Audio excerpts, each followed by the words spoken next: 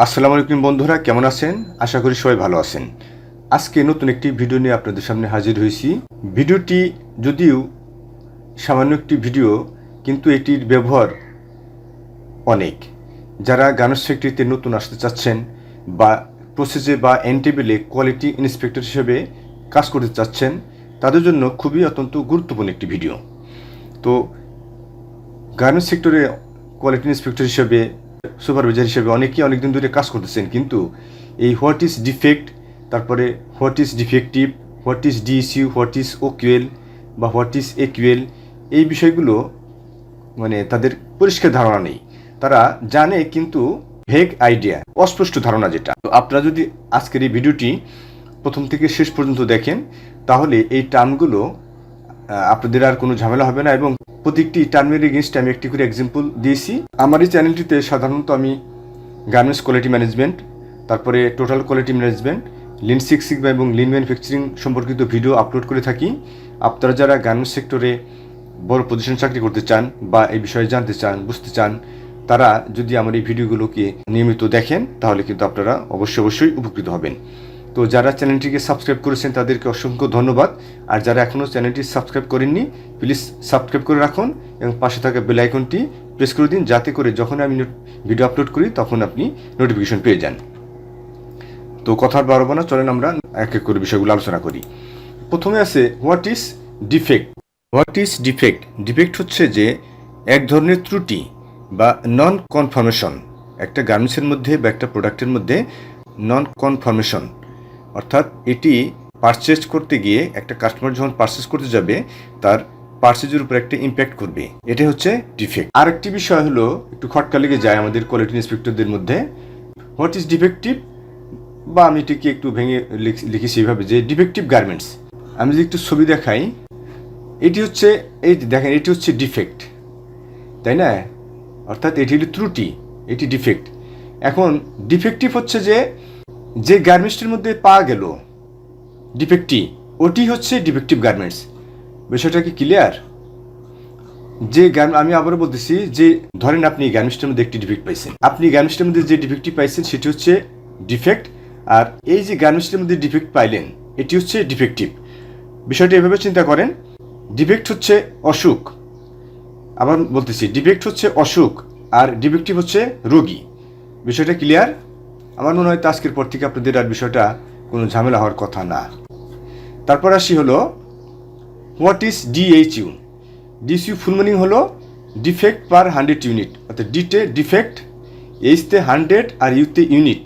আপনারা কিন্তু আবার যে এটা মনে করেন যে পি পার কোথায় গেল, এটা হচ্ছে আপনার পার, এটা উচ্চ থাকে। 100 পিস গার্মেন্টস চেক করে কয়টি ডিফেক্ট পেয়েছেন, এটি হচ্ছে ডিফেক্ট পার 100 ইউনিট। আপনাদেরকে জিজ্ঞেস করা হলে আপনারা বলেন যে ডিসিও মানে কি, ডিফেক্ট পার 100 ইউনিট। আবার যদি সেকেন্ড কোশ্চেন অ্যাজ ইউজুয়াল যদি করি যে আসলে ডিফেক্ট পার 100 ইউনিটটা কি আসলে, তখন আর বলতে পারে না। তো তখন উত্তর হলো যে 100 পিস গার্মেন্টস চেক করে বা 100 পিস কোনো প্রোডাক্ট চেক করে যে কয়টি ডিফেক্ট পাওয়া যাবে, সেটি হচ্ছে ওই প্রোডাক্টের জন্য ডিফেক্ট পার্সেন্টেজ। বিষয়টা ক্লিয়ার? এবার আসি হচ্ছে হোয়াট ইজ ওকিউএল। ওকিউএল পুরো মিনিং হলো observed quality level or outgoing quality level, or আপনি এটাও বলতে পারেন AOQL, অর্থাৎ অ্যাভারেজ আউটগোয়িং কোয়ালিটি লেভেল। আমার মনে হয় যে এই বিষয়টা যারা কন্ট্রোলার হিসেবে অনেকদিন ধরে চাকরি করতেছেন তারাও মনে হয় ক্লিয়ার না। তো আশা করি আজকের পর থেকে আপনারা ক্লিয়ার হয়ে যাবেন যে ওকিউএলটা কি। ঠিক যেভাবে আপনি ডিফেক্ট ক্যালকুলেশন করেছেন, ঠিক এভাবে আপনি ওকিউএল বের করতে পারবেন। একটু পরে আমি দেখাচ্ছি আপনাদেরকে কীভাবে এগুলো বের করবেন। এই যে দেখেন, যেখানে আমি যে লিখেছি some example of DHU, OQL and AQL, আপনি কীভাবে how to calculate DHU, OQL and AQL, তারপর how to use AQL in final inspection. আমি কীভাবে ফাইনাল ইন্সপেকশন করতে হয় তার একটি পুরো ভিডিও আপনাদেরকে দেখাবো পরবর্তীতে কোনো একটি ভিডিওতে আলোচনা করব। আজকে শুধু এগুলো নিয়ে আলোচনা করব যে হোয়াট ইজ ডিফেক্ট ওকিউএল, তারপরে কীভাবে ক্যালকুলেট করতে হয় ডিফেক্ট ওকিউএল, এগুলো। যাই হোক, তো আমরা যেটা বলতেছিলাম, OQL observe quality level or outgoing quality level or average outgoing quality level. Clear? আচ্ছা, তো what is AQL? Acceptable quality level. এটি হলো ধরেন 1000 পিস গার্মেন্টস আছে, এখন তো একজন কি ইন্সপেক্টর কি সে 1000 পিস ধরেই চেক করবে? তা চেক করবে না। এই জন্যে আবিষ্কৃত হয়েছে অ্যাকসেপ্টেবল কোয়ালিটি, অর্থাৎ সেখান থেকে সে একটা স্যাম্পল নেবে, সেই স্যাম্পলের এগেনস্টে সে কিছুবার চেক করে বুঝতে পারবে সে এই গার্মেন্টসের ভিতরে কি পরিমাণ ডিফেক্ট আছে বা কি আছে। বিষয়টা ক্লিয়ার?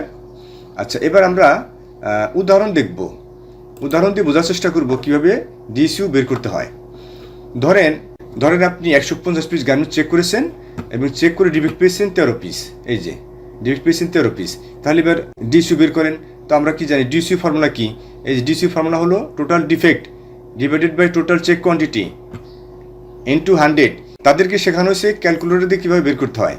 তারা যেহেতু সবসময় প্রতিনিয়তই বের করতে হয়, এই জন্য তারা ক্যালকুলেটর ইউজ করে, এটা ভালো। কিন্তু তাদেরকে তো এটাও জানা থাকতে হবে আসলে ডিএসইউ ফর্মুলাটা।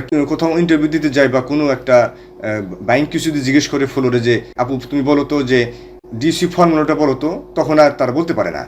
তো এই জন্য তাদেরকে জানা থাকতে হবে ক্যালকুলেটর ইউজ করে বের করলেও কিন্তু তাদেরকে ডিএসইউ ফর্মুলাটা আসলে তাদের জানা থাকতে হবে। তো ডিএসইউ ফর্মুলাটা আমি দেখালাম আপনাদেরকে। তো ডিএসইউ ফর্মুলা কিন্তু এইভাবে বের করতে পারেন। আবার এই দেখেন total defect into 100 divided by total check quantity.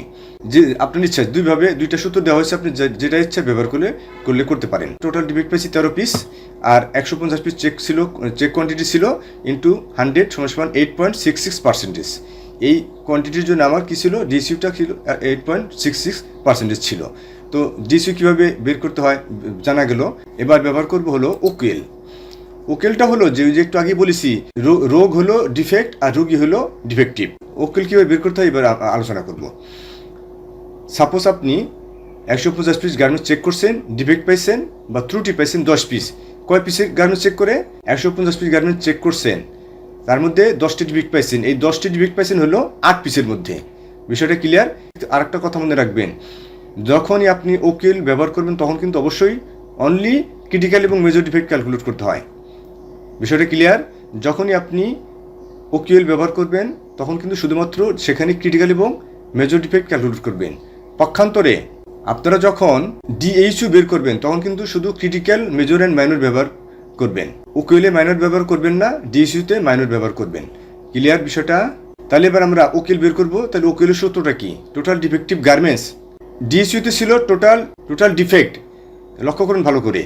DHU-তে ছিল টোটাল ডিফেক্ট, এই দেখেন টোটাল ডিফেক্ট। ডিএসইউতে ছিল কি? Total defect. আবার অন্যদিকে ওকিলে কি ছিল? Total defective garments divided by check quantity into 100। তো আমি 8টি গার্মেন্টসের মধ্যে 10টি গার্মেন্টস পেয়েছিলাম, 10টি ডিফেক্ট পেয়েছিলাম। তাহলে কী হবে? 8 ডিভাইডেড বাই 150 ইন্টু 100 সমান 5.33। তাহলে কী হলো? আমার এটা হলো ওকেল। ওকেল কত? 5.33। আর ওকেল কিন্তু সবসময় ডিএসইউ থেকে সবসময় কিন্তু ওকেল কম হয়। কেউ যদি আপনাকে প্রশ্ন জিজ্ঞেস করে যে ডিএসইউ বেশি হয় নাকি ওকেল বেশি হয়, আপনি বলবেন ডিএসইউর চেয়ে ওকেল সবসময় কম হয়। কারণ আমি 7টি গার্মেন্টস চেক করে 10টি ডিফেক্ট পাইতে পারি, এই জন্য ডিএসইউর থেকে ওকেল পার্সেন্টেজ সবসময় কম হয়। ক্লিয়ার? এবার আমরা শিখব OQL বিষয়টা কি আসলে। ধরেন গার্মেন্টস লট কোয়ান্টিটি 1200 পিস, OQL হলো 2.5, লেভেল 2। এই যে এটি হচ্ছে OQL টেবিল, মানে অ্যাকসেপ্টেবল কোয়ালিটি টেবিল। এই অনুযায়ী আমরা গার্মেন্টস লট চেক করে আমরা গার্মেন্টস পাস নাকি ফেল এটার উপরে ভিত্তি করে করা হয়। এটা হলো লট, অর্থাৎ ধরেন আপনি লট কোয়ান্টিটি মনে করেন 200 পিস, তাহলে কিসের মধ্যে পড়ে? আপনাকে প্রশ্ন করা হলো যে লট কোয়ান্টিটি মানে 200 পিস গার্মেন্টস আছে, এখানে আপনি এটা OQL টেবিলে কত পিস চেক করতে হবে। তাহলে 200 পিস গার্মেন্টস কিসের মধ্যে যায়? দেখেন তো কতর মধ্যে যায়? এই যে 150 থেকে 280 এর মধ্যে যায় না? আবার যদি প্রশ্ন করা হয় যে আপনার লট কোয়ান্টিটি হলো 10,001 পিস, তাহলে কিসের মধ্যে যাবে? তখন দেখেন এই যে 10,001 থেকে যদি 35,000 হয়, তখন আপনাকে স্যাম্পল চেক করতে হবে 315 পিস। আর যদি আপনার লট কোয়ান্টিটি 200 হয়, তাহলে আপনার স্যাম্পল চেক করতে হবে কত পিস? এই যে 32 পিস। খেয়াল করছেন? এই 32 পিস চেক করে আপনার 2.5-এ আপনি কয় পিস ডিফেক্ট পাবেন? 2 পিস পাবেন। 2 পিস পাইলে পাস, আর 3 পিস পাইলে ফেল। বিষয়টা ক্লিয়ার? আবার যদি আপনার লট সাইজ যদি 10,001 থেকে 32,000-এর মধ্যে হয়, তাহলে কি হবে? 315 পিস স্যাম্পল চেক করতে হবে। ডিফেক্ট পাবেন আপনার মেজর হবে 13টা আর মাইনর হলো 15টা। এই বিষয়টা কিন্তু অনেকেই জানে না যে স্যাম্পল কোয়ান্টিটি যদি আপনার 10,000 পিস হয় বা 10,001 পিস হয়, তাহলে আপনার মেজর কত মাইনর কত? আপনি বলবেন 14 পিস মেজর, আর 14 পিস যদি মেজর পায় তাহলে মাল পাস, আর যদি 15 পিস মাইনর হয় মাল পাস। 14 পিস পেলে মাল পাস, 15 পিস পেলে মাল ফেল, কিন্তু মাইনর যদি 15 পিস হয় তখন কিন্তু মাল পাস। বিষয়টা ক্লিয়ার? এটা কিন্তু অনেকেই জানে না যে কত পিস মেজর কত পিস মাইনর। বিষয়টা আমি আবার বলতেছি যে 10,001 পিস যদি আপনার লট সাইজ হয় তাহলে আপনি চেক করবেন 315 পিস, এবং আপনার মেজর পাবেন 14 পিস এবং মাইনর পাবেন 15 পিস। এখন যদি মনে করেন যে কোনো আপনি মেজর পাইলেন না, শুধু মাইনরই পাইছেন, তখন 15 পিস যদি পান মাইনর, তাহলে কিন্তু আপনার মাল পাস। যাই হোক, তো আমি কিভাবে ফাইনাল ইন্সপেকশন করতে হয় তার একটি ভিডিও আমি তৈরি করতেছি, অচিরেই আপনারা দেখতে পারবেন। ওই ভিডিও থেকে আপনারা বিস্তারিত জানতে পারবেন OQL সম্বন্ধে, এবং হোয়াট ইজ ফার্স্ট স্যাম্পলিং বা সেকেন্ড স্যাম্পলিং। যাই হোক, আলোচনা আজকে এই পর্যন্তই, কথা আর বাড়াবো না। তো আলোচনার যদি ভালো লেগে থাকে অবশ্যই আপনারা চ্যানেল কমেন্টস করবেন, শেয়ার করবেন, এবং আপনাদের সবাইকে ধন্যবাদ।